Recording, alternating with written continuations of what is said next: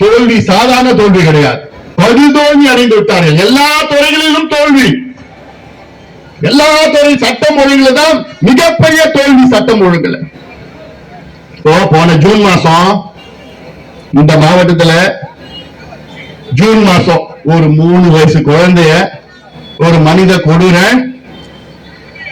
பாலியல் வன்கொடுமை செஞ்சு கெடுத்து கொலை பண்ணிட்டான். இந்த மனித அடுத்து அந்த மாசத்துக்கு முந்தின மாசம் இன்னொரு கொடூர 80 வயசு பாட்டியே பாலியல் வன்கொடுமை செஞ்சான். 3 வயசு குழந்தையும் அதுக்கு முந்தின மாசம் 80 வயசு பாட்டி. அப்ப என்ன நிலையில இருக்கிறாங்க? போன வாரம் விளாத்திக்குளம் தூத்துக்குடி மாவட்டம் திருநெல்வேலி மாவட்டத்தில் அங்க 12வது படிக்கிற பொண்ணு 17 வயசு, அதுக்கு பரீட்சை முடிச்சிட்டு வீட்டுக்கு வருது. வந்து ராத்திரி வெளியில போது பாத்ரூம் போனோன்னு போது திரும்பி வரல.